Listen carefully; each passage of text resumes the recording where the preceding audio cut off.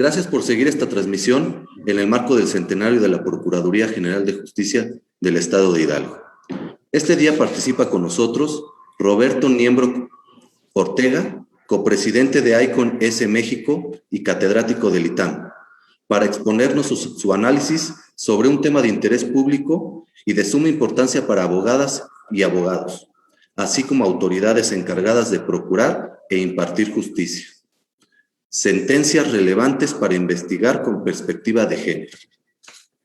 Roberto Niembro Ortega es profesor del Seminario de Derecho Constitucional en el ITAM, doctor en Derecho por la Universidad Complutense de Madrid, España, sobresaliente cum laude y becario del CONACYT, y candidato investigador nacional en el Sistema Nacional de Investigadores del CONACYT. Su tesis, La justicia constitucional de la democracia deliberativa, obtuvo el accésit en el concurso Nicolás Pérez Serrano 2016 de tesis de Derecho Constitucional del Centro de Estudios Políticos y Constitucionales y el segundo premio en el concurso nacional de tesis en torno al futuro de la Administración de Justicia Constitucional en México, convocado por la Suprema Corte de Justicia de la Nación.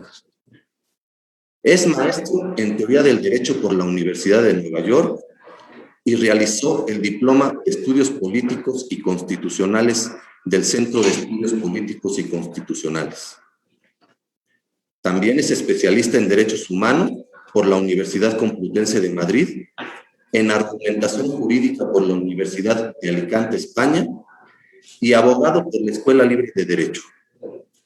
Ha realizado estancias de investigación en el Instituto Max Planck de Derecho Público Comparado y Derecho Internacional de Heidelberg, Alemania, y fue analista de doctrina en el Tribunal Constitucional de España. Adelante, Roberto. Gracias por estar este día con nosotros. Gracias, Víctor, por la presentación y, bueno, quiero empezar agradeciendo al procurador, amigo Raúl Arroyo, por la invitación. Es un honor compartir la mesa aquí con ustedes. Además, pues, en un evento tan importante como la conmemoración del centenario de la Procuraduría, me honra la invitación y se las agradezco mucho. Como ya mencionabas, Víctor, el propósito de mi charla va a ser durante algunos minutos y luego tener la oportunidad de hacer un espacio de preguntas y respuestas, es sobre algunas notas, características, algunas reflexiones que podemos tener sobre las sentencias, algunas sentencias relevantes para investigar con perspectiva de género, que han sido dictadas por tanto la Corte Interamericana de Derechos Humanos como por la Suprema Corte en los últimos 10 años, ¿no? Estamos hablando de un cambio, o digamos, de sentencias muy relevantes que han condenado ya sea al Estado mexicano o han condenado, bueno, o otorgado el amparo en el caso de las sentencias de la Corte Mexicana por deficiencias en la investigación de delitos relacionados con, sobre todo con violencia de género, de la Corte Mexicana, que son, y digamos que quisiera empezar la plática contextualizando sobre todo pues sentencias como estas de la Corte Mexicana, que me refiero, digamos, ya se los adelanto, a los casos Mariana Lima y Carla Pontigo, identificados como el amparo en revisión 554-2013 y el amparo en revisión 1284-2015, que les sugiero a quienes estén interesados e interesadas en estos temas, pues los consulten con detenimiento. Pues aquí haré simplemente algunas reflexiones breves para, digamos, invitarlas a que hagan esta consulta. ¿Por qué creo que es importante contextualizar estas sentencias? Pues porque creo que hay un cambio incluida que conlleva, digamos, un cambio muy importante de la forma y de las sentencias que ha dictado la Suprema Corte desde hace aproximadamente 12 años, ¿no? 12 años cuando yo fijo la fecha, digamos, en 2008, que es cuando empieza claramente una agenda de derechos humanos en la Suprema Corte que se puede demostrar por las facultades de atracción que llevan a cabo, que ejercen los ministros y ministras sobre temas de derechos. Entre esos temas de derechos humanos, pues hay evidentemente casos de perspectiva de género, ¿no? Previo a eso, se podría preguntar quien me escucha qué tipo de asuntos resolvía la Suprema Corte. Pues en su mayoría eran asuntos que resolvían sobre cuestiones de conflictos políticos entre élites políticas. Me refiero a conflictos entre municipios y estados, estados y federación, entre poderes del Estado. Y estos conflictos políticos fueron, digamos, la principal agenda de la Suprema Corte durante los 12 primeros, durante los, digamos, del 95, que fue la reforma que hace de la Corte un tribunal constitucional en sentido fuerte, y hasta 2008, que es cuando termina esa primera etapa. Y es a partir de 2008 cuando empezamos a encontrar varias sentencias, sentencias interesantes que tenemos la oportunidad de comentar en estos seminarios y también en otros seminarios de discusión académica y jurisdiccional. Y esas sentencias pues vinieron a dar o empezaron también a florecer gracias a la reforma de derechos humanos de 2011, que también coincide este año que estamos conmemorando los 10 años de la reforma de derechos humanos, ¿no? Una reforma de derechos humanos que dio el empujón, digamos, que faltaba, si es que era necesario. Bueno, yo considero que era necesario en el sentido que pues una cultura jurídica tan formalista como la nuestra pues necesitaba que en el primero constitucional, en la puerta de entrada a la Constitución, nos dijeran que los derechos humanos son, digamos, principal, el eje rector, la protección de los derechos humanos son el eje rector del Estado mexicano. Y entonces la reforma de 2011 es una reforma que viene a dar un empujón muy fuerte a esta agenda de derechos, y entre ellas se va a desarrollar fuertemente la agenda de perspectiva de género también, que es una agenda que nos va a ocupar el día de hoy. Entonces, en esa reforma de 2011, como saben, hay varios artículos de la Constitución que se reforman, pero uno de los artículos que se reforma, tal vez el más importante y del cual más se ha hablado de la reforma de derechos humanos, es el artículo primero constitucional. Pues esto es así porque tiene, estableció las obligaciones, la siguiente, ahorita voy a detallar estas obligaciones, para todas las autoridades del Estado en el ejercicio de sus competencias. Es decir, cualquier autoridad del Estado en el ejercicio de sus competencias, en el límite de sus atribuciones, está obligada a ejercer las siguientes obligaciones y que están vinculadas también necesariamente con, por ejemplo, la investigación de delitos, ¿no? Entonces, ¿cuáles son las obligaciones? Pues las obligaciones son las de respetar, proteger, promover y garantizar los derechos humanos, y en consecuencia las obligaciones de prevenir, investigar, sancionar y reparar los derechos, las violaciones a derechos. Por un lado, entonces, si empezamos por las obligaciones de respeto, protección, promoción y garantía de los derechos, estas obligaciones implican tanto abstenciones por parte del Estado, sobre todo cuando se habla del respeto a los derechos humanos, implica que el Estado, cualquier autoridad que sea parte del Estado, tiene que abstenerse de violar derechos, ¿no? Es una obligación de no hacer. Esa es la obligación de respeto. Y por otro lado, tenemos las obligaciones de promoción, protección y garantía. Ahí esas obligaciones de promoción, protección y garantía implican obligaciones de hacer, no solo de no hacer, sino obligaciones de hacer. El Estado tiene que llevar a cabo conductas, hacer cosas para la protección de sus derechos. Estas categorías que, digamos, existen desde el derecho internacional de los derechos humanos desde hace muchos años, no es una novedad, digamos, no se inventó en el artículo primero constitucional con la reforma de 2011. La reforma de 2011 lo que vino a hacer fue incorporarlas textualmente en nuestro régimen jurídico, pero bien existían esas obligaciones previas a la reforma de 2011. Sin embargo, ya no cabe, no hay lugar a dudas de que son obligaciones de todas las autoridades del Estado el respeto, la protección, la promoción y la garantía. Y como les decía, estas 4 obligaciones implican en su conjunto obligaciones tanto de no hacer como de hacer acciones, ¿no? Por parte del Estado. Y lo van a ver si tienen después algún momento después de esta charla de echarle un ojo a las sentencias que voy a comentar, digamos que les voy a referir para su consulta posterior, van a encontrar precisamente este lenguaje en las sentencias, por ejemplo, de la Corte Interamericana de Derechos Humanos o en las sentencias de la Suprema Corte Mexicana. ¿Por qué? Porque son, como ya decía, obligaciones que vienen desde el derecho internacional de los derechos humanos desde hace mucho tiempo, pero que también ya fueron incorporadas a nuestra Constitución. Y en segundo lugar, pues están las sentencias, las obligaciones muy relevantes de prevenir, investigar, sancionar y reparar las violaciones a derechos. Pues como saben, la prevención implica una actividad previa que suceda, por ejemplo, una violación a derechos humanos, y investigar, sancionar y reparar, pues ya son obligaciones posteriores que conllevan la obligación, por ejemplo, en el caso de la comisión de un delito, pues de la investigación, sanción y reparación de ese delito, ¿no? Porque los delitos pues también tienen la faceta de ser violaciones a derechos humanos en la mayoría de los casos. Entonces, ¿qué implica, digamos, estas obligaciones en el artículo primero constitucional? Pues implican dos cambios importantísimos. De 2011 ya tenemos 10 años de estos cambios que tenemos que incorporar todos y todas los que, digamos, somos funcionarios públicos. Es una obligación de un cambio legal, ¿no? ¿Por qué es un cambio legal? Porque pues ya está en la Constitución, no cabe duda que es una obligación legal. Como decía, en una cultura jurídica tan formalista como la nuestra fue necesario hacer un cambio constitucional para decirlo así, porque bien podría haberse entendido que esas obligaciones existían previa a la reforma, pero bueno, ya no tenemos ninguna duda de que esas obligaciones son parte de nuestro orden jurídico nacional.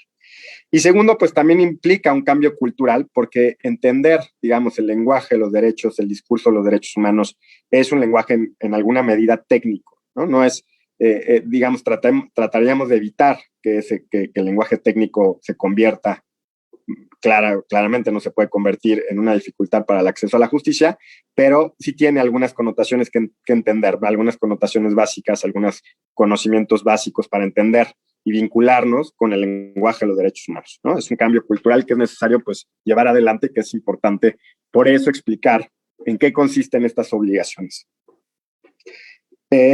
Y claro, el cambio cultural pues toma tiempo, toma relevancia. Ahora, ¿qué otro incorporación al artículo primero constitucional? ¿Qué otro cambio al artículo primero constitucional es relevante, por ejemplo, para nuestro tema?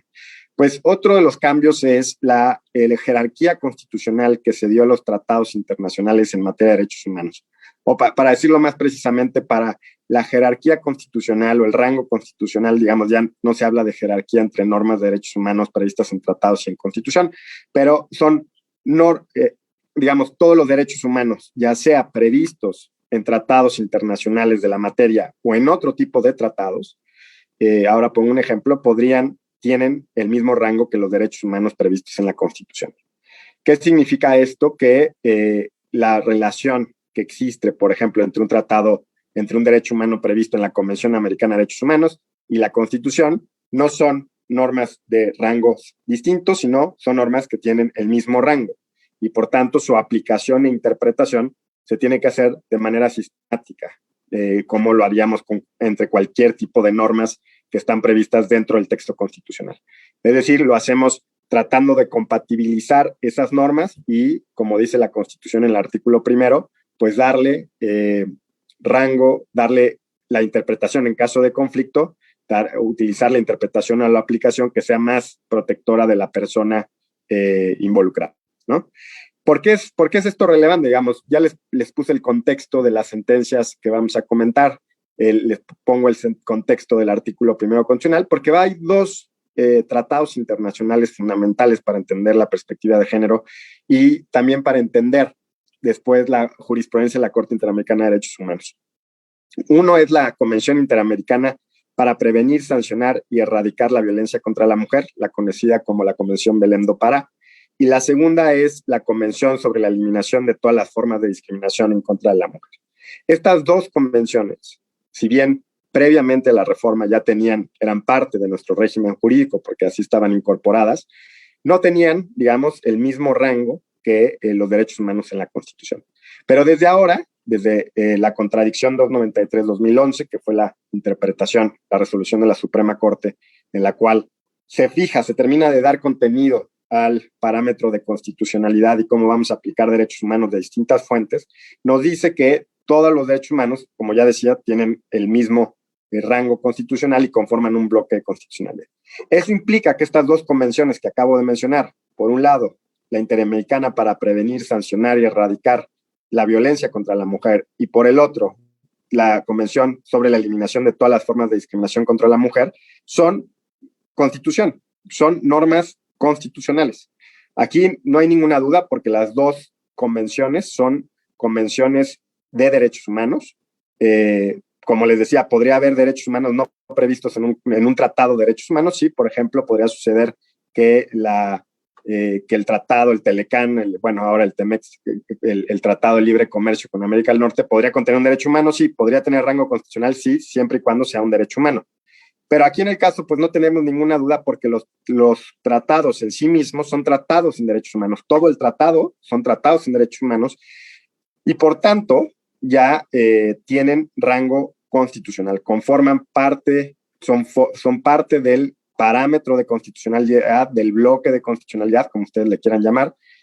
Digamos, hay distinciones técnicas, pero para el caso lo que nos importa es que cuando hablamos de bloque o de parámetro de constitucionalidad son las normas que van a servir para actuar, para regir el actuar de todas las autoridades del Estado. Es decir, cuando las obligaciones del artículo primero constitucional establecen que todas las autoridades del Estado en el ejercicio de sus competencias tienen la obligación de respetar, promover, proteger y garantizar derechos humanos y en su caso de prevenir, sancionar, reparar y sancionar e investigar las violaciones de derechos humanos, nuestro parámetro no se reduce a la Constitución, sino que tenemos que echar mano, tenemos que consultar, estamos obligados a consultar, como estamos obligados a consultar, por ejemplo, el Código Civil para resolver una disputa entre arrendatarios, entre arrendador y arrendatario, pues lo mismo sucede cuando estamos obligados para analizar, por ejemplo, un caso que implique la violación de derechos humanos. No es optativo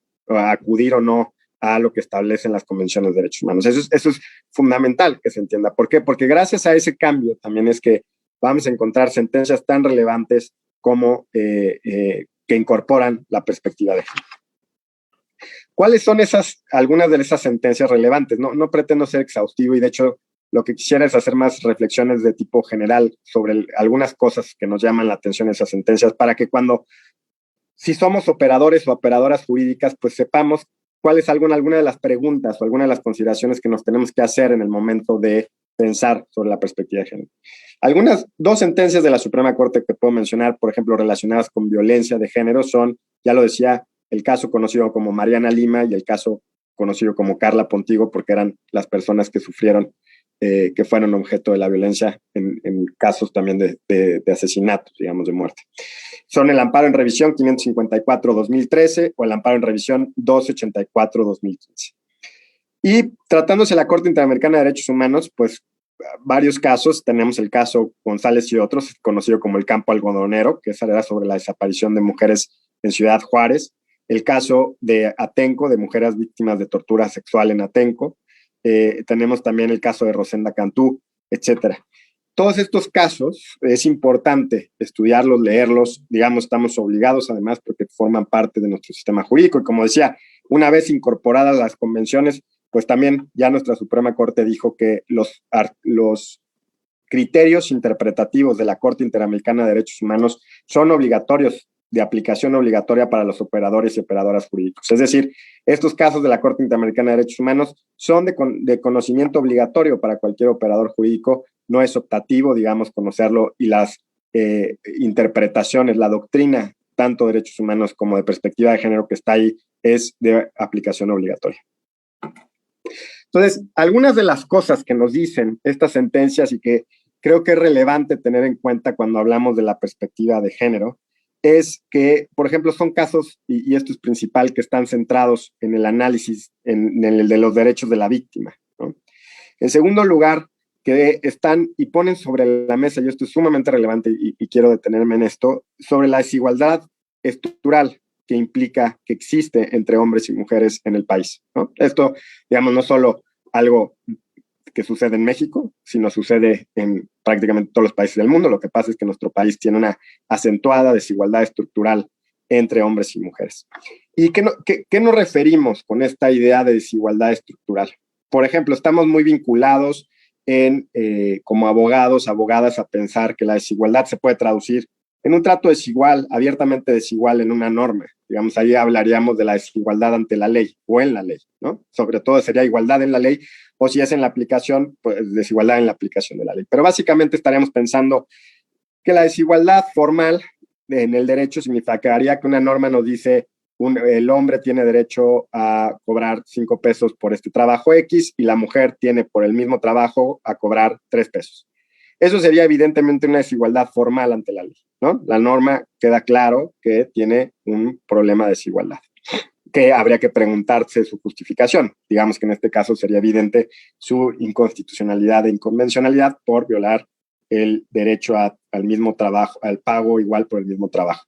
Pero bueno, ¿qué es la desigualdad estructural? La desigualdad estructural va más allá de la desigualdad formal ante la ley, porque se pregunta, ¿le importa entender el contexto y la realidad social en la que se desenvuelve las relaciones, digamos, entre hombres y mujeres? No se reduce a preguntarse qué es lo que dice la ley, porque la ley podría ser perfectamente prever la igualdad en su literalidad, pero en realidad la aplicación o la realidad nos conlleva que es tremendamente desigual. ¿Y a qué me refiero? Por ejemplo, me refiero a que las mujeres son víctimas de homicidios en mayor medida, por ejemplo, en casas, a diferencia de los hombres. Son atacadas normalmente por, las estadísticas dicen que también los familiares son algunos de los perpetradores.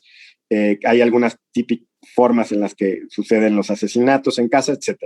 Otra cosa que conlleva la desigualdad estructural, diferencia entre pago, por ejemplo, por el mismo trabajo, ¿no? Diferencia la dificultad que tienen normalmente los accesos a los puestos de trabajo, por ejemplo, de las más altas jerarquías en empresas o en instituciones públicas, las mujeres.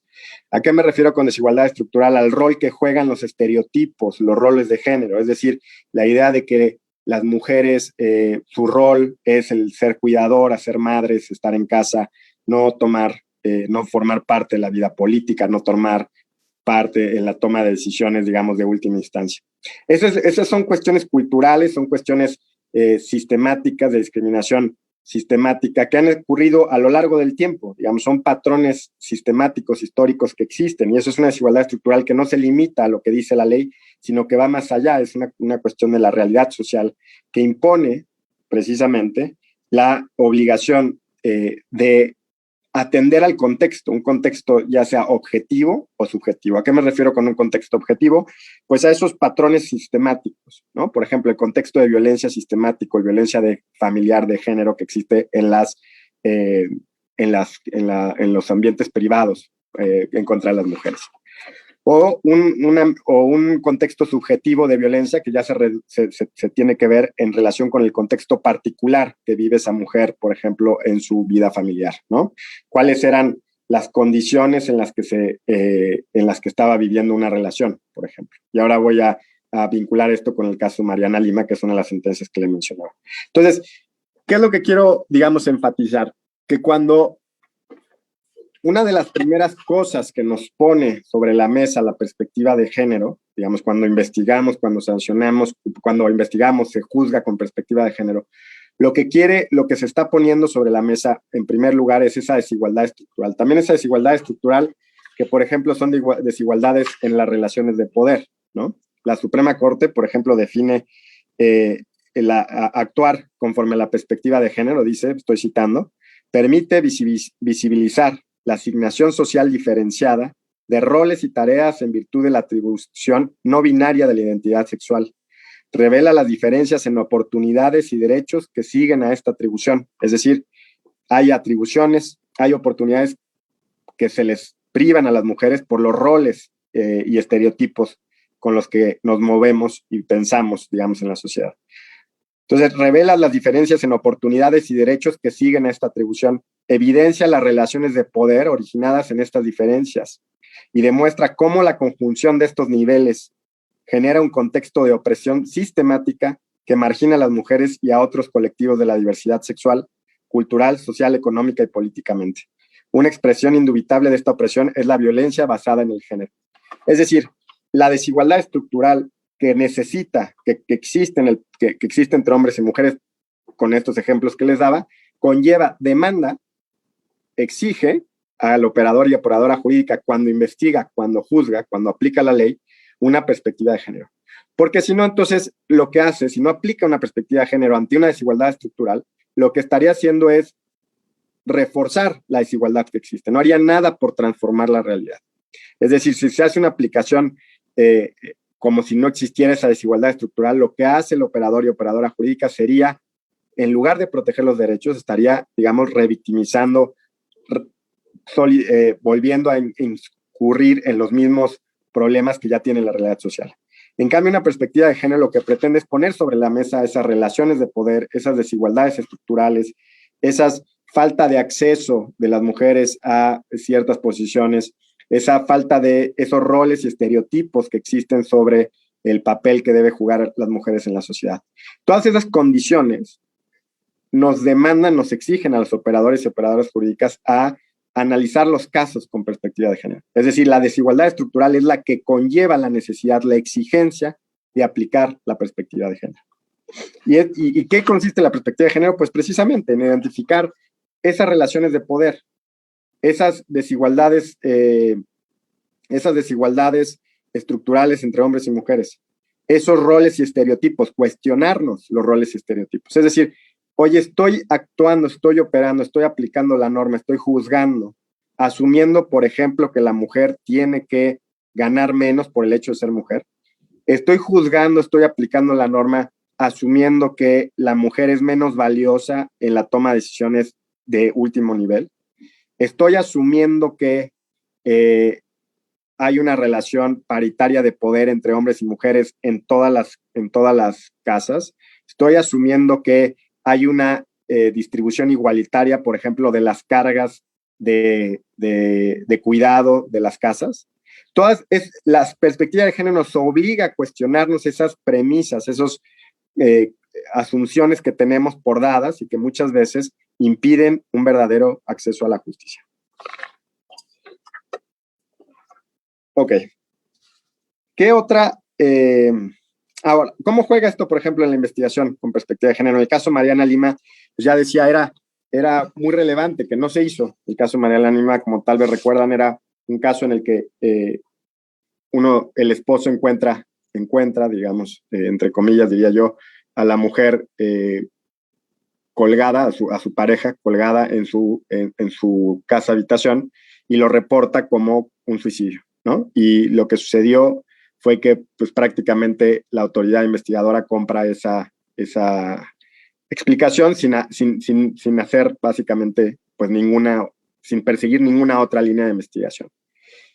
¿Y qué es lo que si uno mira la realidad social, si uno mira efectivamente la desigualdad estructural, pues se da cuenta de esos datos que tendría que haber tenido en cuenta la persona investigadora, el agente o agente investigadora. ¿Cuáles son esos datos? Pues esos datos son precisamente que las mujeres en muchos casos, digamos estadísticamente, sufren más homicidios dentro de sus casas, sufren más esos homicidios en manos de sus parejas o en familiares, sufren más esos homicidios precisamente derivados de ahorcamiento, por ejemplo, no a través del uso de armas de fuego.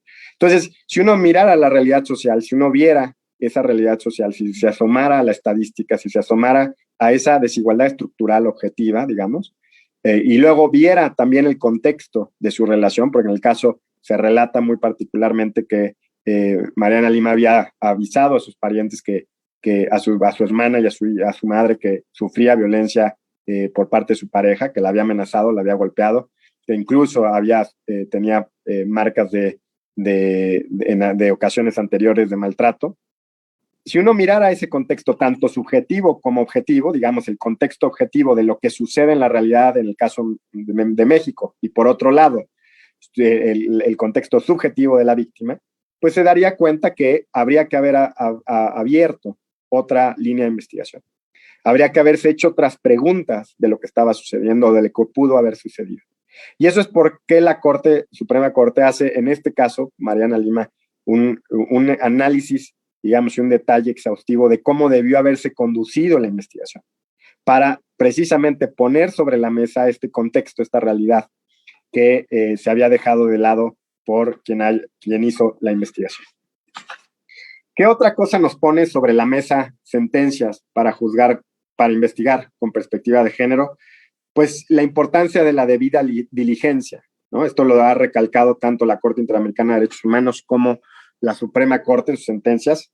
Es decir, no se puede dejar pasar el tiempo, que es lo que sucedió en el caso, por ejemplo, de Campo Algodonero, ¿no? No se puede dejar pasar horas y días y no empezar la investigación porque las primeras horas y días son fundamentales.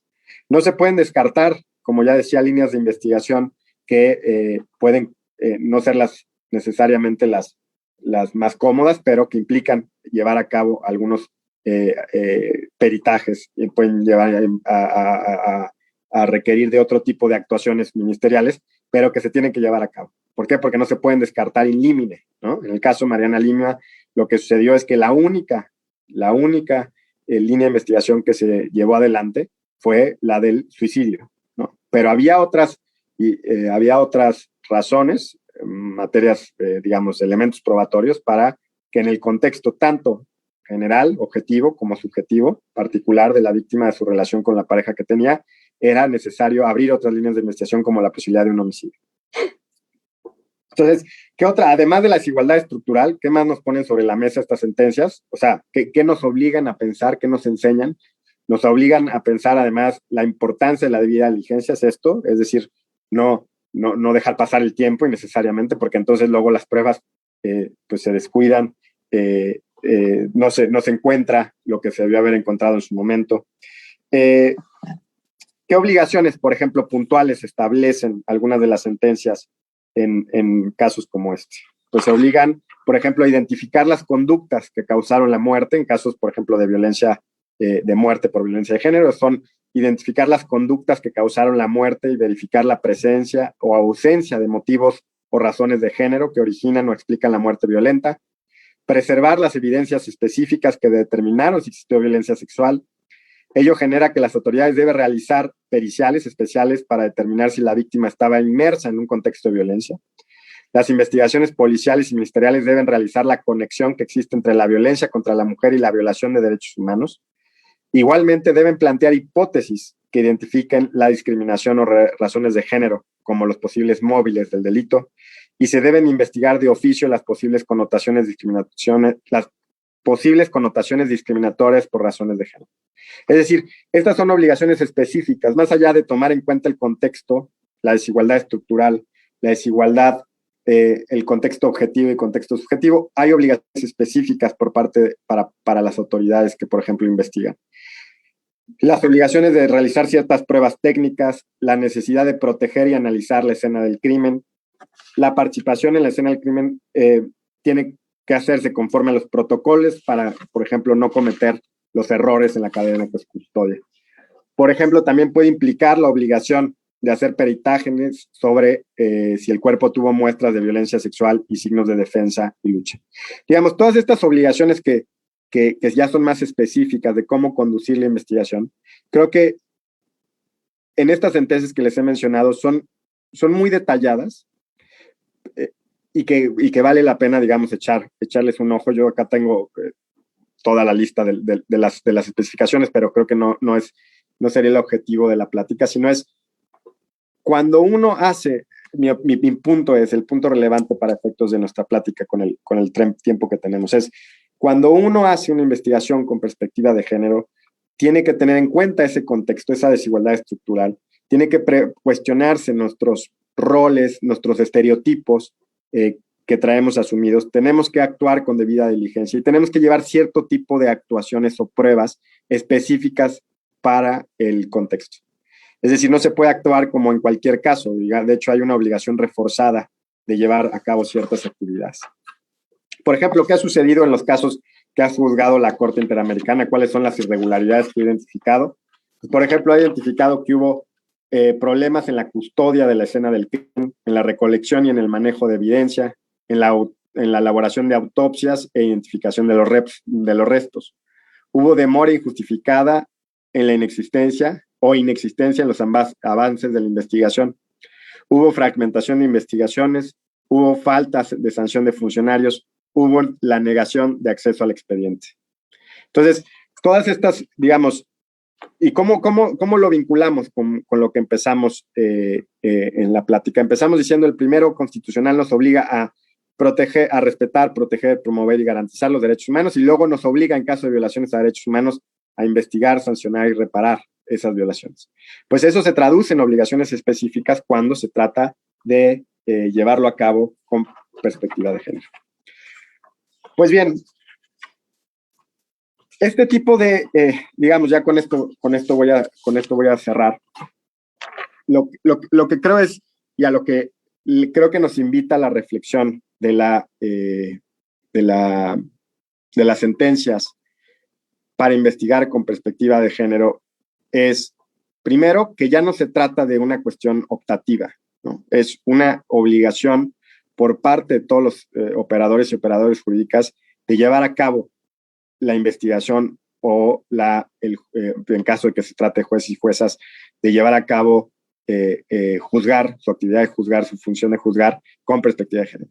Digamos, ¿qué es lo que vino a hacer la reforma de derechos humanos? A obligarnos a los operadores y operadoras, en cualquiera que sean las atribuciones que podamos tener, a aplicar esta perspectiva de género. Oye, pero es que eso no necesariamente es un método criminalístico aceptado. No, es que es una perspectiva de derechos humanos que tiene que ser aplicada, por ejemplo, a la investigación de delitos. Tiene que ser aplicada al momento de juzgar actos u omisiones por parte del Estado que puedan conllevar la violación de los derechos humanos. ¿Por qué? Porque ya, como dije al principio, estas obligaciones derivan de los convenios que han sido incorporados por el Estado mexicano con rango constitucional, es decir, como si estuviéramos hablando de nuestra Constitución, y porque al incorporar esos tratados internacionales también se incorporaron las sentencias de la Corte Interamericana de Derechos Humanos o de la Corte Mexicana de la Corte Interamericana de Derechos Humanos que establecen estos estándares. Entonces, esas obligaciones concretas de cómo llevar a cabo la investigación ya no son buenos deseos, me gustaría hacerlo así, voy a ver si me conviene o no me conviene. Son obligaciones que tenemos como operadores y operadores jurídicos que tenemos que implementar. Pues yo creo que aquí dejaría mi intervención, Víctor, y si hay preguntas o dudas podemos dar paso a ellas. Gracias. Sí, doctor, tenemos algunas preguntas. Se las voy a leer. ¿Existe aún resistencia en los actores del sistema penal para investigar con perspectiva de género? Si quiere, la contestamos y terminando le paso la siguiente. Gracias, Víctor.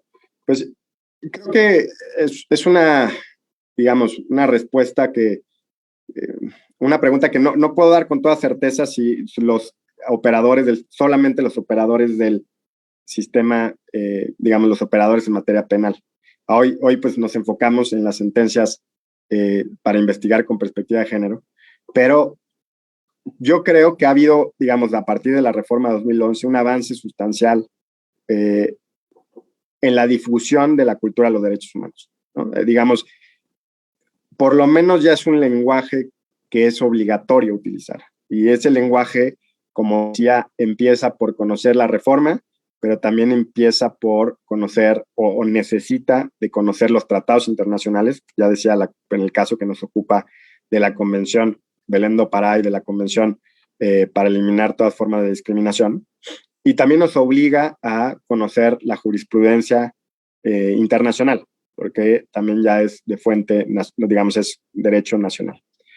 Que falta mucho por hacer, pues evidentemente, ¿no? Yo creo que si a algunas personas se les pregunta sobre su experiencia, digamos, en la procuración o en la administración de justicia, pues evidentemente eso lo va a demostrar, ¿no? Entonces, no sé si la resistencia solo es en el ámbito penal, yo diría que puede ser más generalizada, pero sí creo que hay un avance, por lo menos en la necesidad de conocer estos temas, de discutirlos, de empezar a compartir el lenguaje de los derechos, aunque al final pues, todavía tengamos deficiencias en su aplicación, ¿no? Ahora, una de las reflexiones que he escuchado en los últimos días más frecuentes sobre la reforma de derechos humanos y con ella, digamos, la perspectiva de género es solo una de las manifestaciones de la reforma de derechos humanos, es que lo que nos está el reto, pues ahora es la aplicación ya concreta en muchas vertientes, ¿no? Evidentemente la Suprema Corte pues ya nos ha dado buenas sentencias desde hace varios años aplicando estas perspectivas, pero porque digamos, así como está la perspectiva de género, está la perspectiva interseccional, o está la perspectiva del modelo social sobre la discapacidad, o está la perspectiva del interés superior de la niñez y de los niños, niñas y adolescentes cuando se trata de los casos que los involucran. Es decir, los derechos humanos tienen nos van a implicar cambiarnos los lentes con los cuales vemos los temas, con los cuales analizamos los casos, porque están de por medio derechos y porque muchas veces están de por medio que esos derechos protegen a grupos en situación de vulnerabilidad, ¿no? Entonces, que están afectados por lo que ya dije de la desigualdad estructural, están afectados por discriminaciones históricas, sistemáticas desde hace mucho tiempo. Entonces, sí, yo diría, hay resistencia todavía, me parece que sí, pero creo que también ha habido bastantes avances y eso también es de celebrarse. Yo diría, no en un sentido de regocijarse, porque pues tiene que haber un ejercicio crítico, sino simplemente decir, bueno, por algo se está avanzando, ¿no? Gracias, Víctor. Gracias, doctor. Nos siguen llegando algunas preguntas por nuestras redes sociales. ¿Hay alguna medición del impacto o influencia de las sentencias de la Corte en los poderes judiciales locales y en las actuaciones del Ministerio Público? Hasta donde yo conozca no hay, y creo que es ahora hay unos proyectos, por ejemplo, he escuchado que, bueno, tengo conocimiento que hay algunas organizaciones internacionales que tienen el interés de medir el impacto precisamente de, no solo de las sentencias, digamos, sino de las transformaciones que se pueden llevar adelante por sentencias, por ejemplo, la Corte o decisiones de otros organismos. Y creo que es necesario, súper necesario medir ese impacto, ¿no?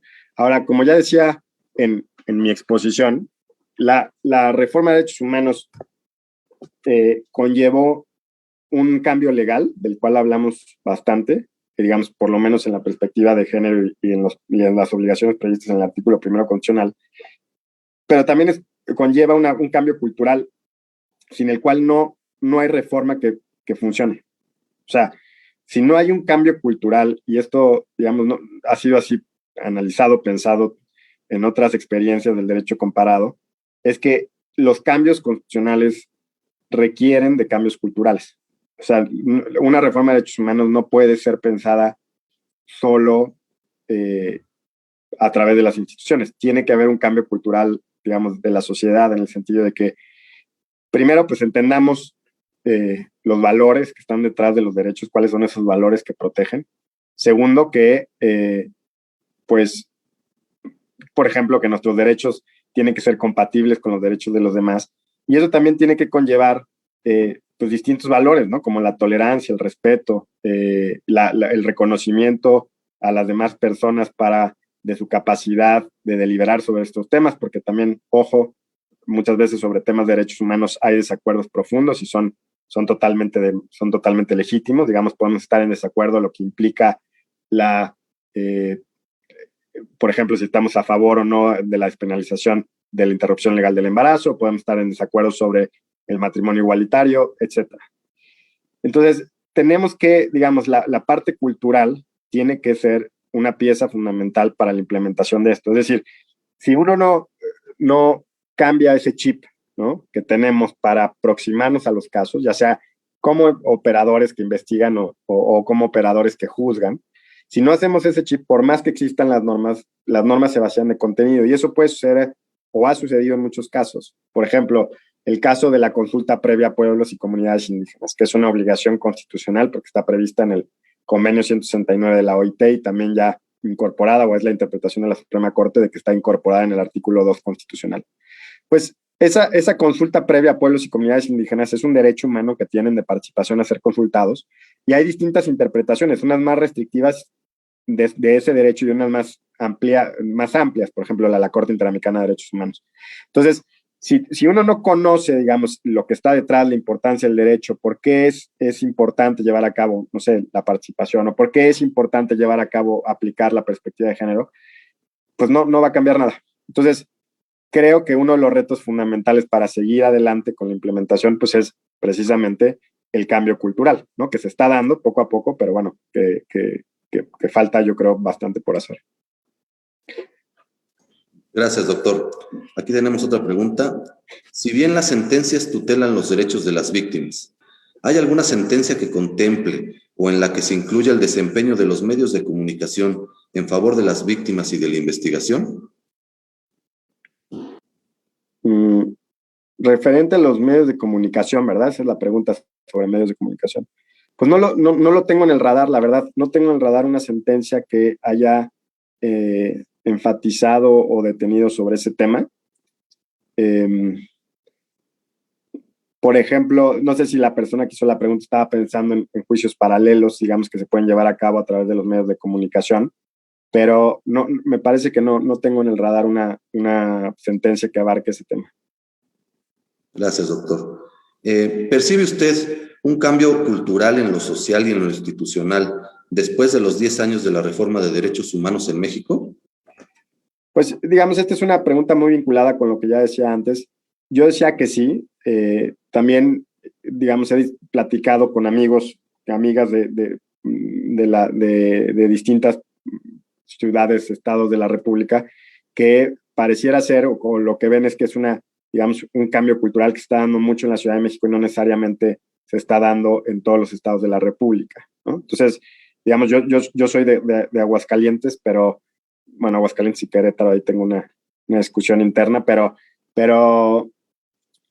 hace muchos años que ya vivo en la Ciudad de México y yo sí percibo, por lo menos que entre los operadores y operadoras jurídicas de la Ciudad de México, pues sí ya es muy clara la necesidad de incorporar los estándares de derechos humanos, la necesidad de incorporar la perspectiva de género, la perspectiva interseccional, la perspectiva de los derechos de los niños y adolescentes, etc. No estoy seguro, o por lo menos la percepción que yo he recibido de las personas que radican en los estados y que están vinculadas con la operación jurídica en los estados, pues es que no, que ese cambio cultural no se ha dado, que esa implementación, digamos, esa apropiación, que yo creo que es la palabra correcta, la apropiación por parte de los operadores y también del público en general, ¿no? Porque la cultura no puede ser solo de los operadores. El cambio cultural es una cuestión necesariamente de la sociedad. O sea, el cambio cultural, para que sea cultural, digamos, para hablar de una nueva cultura, sería necesariamente un cambio de la sociedad. Y piensen, ¿por qué digo de la sociedad en general? Porque piensen, no sé, lo que vemos en las películas en Estados Unidos, ¿no? Que cuando detienen a alguien dice, yo tengo el derecho a que me leas el Miranda Warning, ¿no? Es el derecho a que cuando me detengas me leas mis derechos, me digas que tengo derecho a un acceso a un abogado, que tengo el derecho a que me digas cuál es el delito que cometí por el cual me estás deteniendo, o cuando a alguien le quieren, no sé, restringir su libertad de expresión en la plaza pública, dice, yo tengo derecho a la primera enmienda. Eso es cultura constitucional, eso es cultura de los derechos. Es decir, el ciudadano común y corriente, como nosotros, cualquiera que pudiera salir a la calle, reclamar y decirle a la autoridad en seco, pararle, decir, a ver, usted me quiere detener, usted me tiene que decir por qué me va a detener, qué es lo que cometí, me tiene que leer mis derechos. Eso es cultura de los derechos humanos. Tiene que ser una cuestión social compartida. No basta con que las autoridades, digamos, la puedan asumir como propia, sino que también es necesario, digo, no es que no sea importante, es fundamental que también las autoridades tengan esa lógica de la cultura de los derechos humanos, sino que también las personas que conformamos la sociedad, pues demanden, exijan la justificación basada en derechos. Muchas gracias, doctor. Aquí tenemos otra que llegó por redes sociales. ¿Qué estrategia propone para el cumplimiento de la perspectiva de género en la procuración y administración de justicia para los operadores de esta? Pues yo creo que, a ver, la más eficiente, o sea, a ver, hay dos estrategias, ¿no? Ya lo he dicho, digamos, bastante, el cambio cultural, esa sería una, y el otro es también, pues efectivamente, que se convierten en temas de revisión constitucional. Entonces, por ejemplo, el caso Mariana Lima que les mencionaba, que la Corte concede el amparo precisamente porque la investigación de lo que se consideró legalmente un suicidio, lo que se consideró legalmente un suicidio, no fue abierta una investigación como la posibilidad de un homicidio en mano de su pareja sentimental. Entonces, ¿qué es lo que sucede ahí? Pues es una reversión, digamos, una decisión jurisdiccional vinculante para las autoridades. Ese es un mecanismo, evidentemente, para forzar a la perspectiva de género. O sea, no es optativo, nos está diciendo la Suprema Corte, no es optativo que tú investigues con perspectiva de género. Y si no lo haces, te voy a revertir y voy a conceder el amparo. Evidentemente, uno no puede ser triunfalista, decir, digamos, esto está estudiado en muchas partes del mundo, las sentencias de Cortes Supremas, una vez que uno las tiene, digamos, en papel, pues luego hay que irlas a ejecutar, ¿no? Y evidentemente eso también, la implementación de las sentencias es otra etapa que tenemos que tener en cuenta. No es digamos, haber ganado la sentencia y luego va a ejecutar y nadie te ejecuta nada. Entonces, ese es un problema, ¿no? Pero Entonces tenemos, por un lado, digamos, estrategias, pues cambio cultural, difusión de la cultura de los derechos humanos. Segundo punto es, pues que se convierte en un tema ya jurídicamente vinculante, digamos, los tribunales te empiezan a revertir tus decisiones, tus actuaciones, tus omisiones, y te empiezan a decir, si tú no aplicas derecho, perspectiva de género, te voy a revertir la decisión. Esa es una forma, una estrategia clara, pero para eso, evidentemente, los jueces tienen que asumir como propia esa perspectiva de género, o sea, la están haciendo obligatoria, porque bien podría haber sucedido que dijeran, pues sí, está todo muy bien, incorporamos tratados internacionales, incorporamos sentencias de la Corte Interamericana, pero ni las leemos, ni las aplicamos, ni las conocemos. Entonces, pues de ahí no hubiera servido nada. Lo que pasa es que ya está sucediendo es que ya hay decisiones que te revierten esas decisiones que no aplican, por ejemplo, a perspectiva de género. Ahora, ¿qué sucede, por ejemplo, ahora qué estrategia? Pues también qué es la fuerza institucional de las decisiones. En ese sentido, por ejemplo, ahora se está mencionando mucho y creo que muy puntualmente la reforma que conlleva, o sea, la reforma judicial que apenas se aprobó, el cambio que conlleva para el precedente judicial. El presidente ahora, los precedentes judiciales de la Suprema Corte aprobados por mayoría de 8 votos a partir de la reforma, ya van a ser vinculantes, no vamos a necesitar para todas las autoridades jurisdiccionales del país.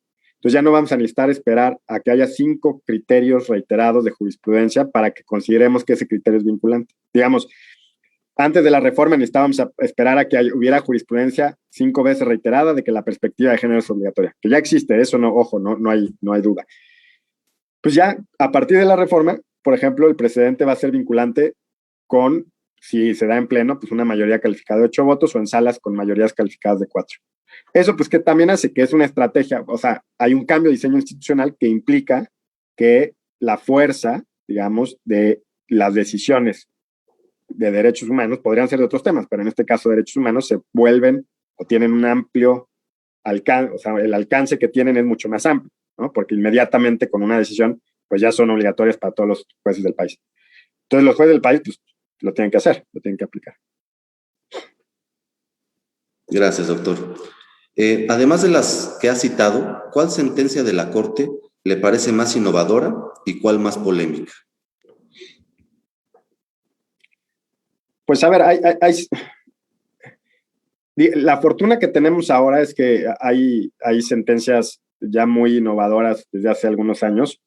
Hay sentencias, digamos, yo trabajé en la Suprema Corte hace 2006, 2008, y en esa época había muy pocas sentencias, digamos, antes de que empezara la agenda de derechos 2008, cuando empieza ya muy fuerte, pues había muy pocas sentencias de derechos humanos interesantes. O sea, de hecho había muy malas sentencias, algunas muy malas sentencias, por ejemplo, la del poeta maldito, ¿no? Que es así que se conoció, que se condena penalmente a una persona por un poema en contra de la bandera, ¿no? Y evidentemente violaba su libertad de expresión, pero la Corte en ese entonces dijo que no, con una muy mala argumentación.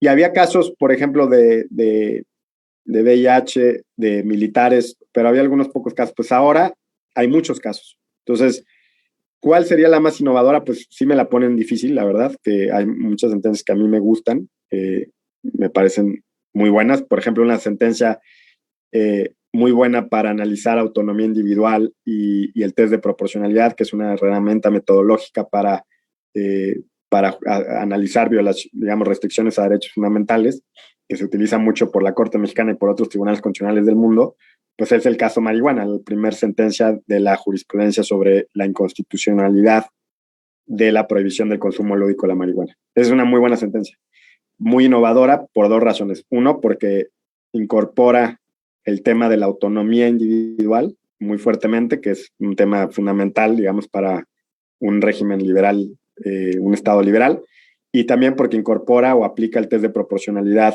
pues de manera muy sofisticada, ¿no? Evidentemente el test de proporcionalidad ya se venía aplicando antes en la jurisprudencia de la Corte, pero es una sentencia pues muy relevante y muy sofisticada en la aplicación del test de proporcionalidad. Ahora, ¿cuál es una muy debatida? Pues una reciente muy debatida es la de la consulta popular, por ejemplo, ¿no? Es una sentencia muy debatida.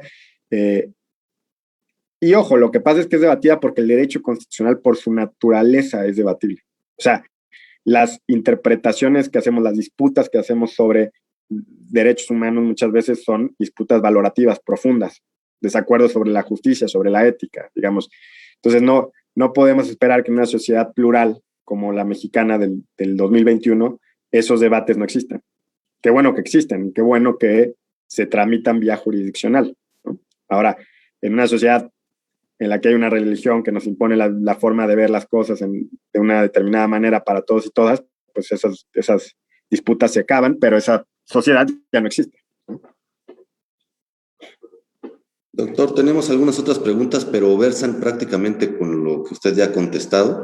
Entonces, ahora le cedemos el uso de la voz al Procurador General Raúl Arroyo, quien tiene un mensaje de cierre para nuestra videoconferencia. Gracias.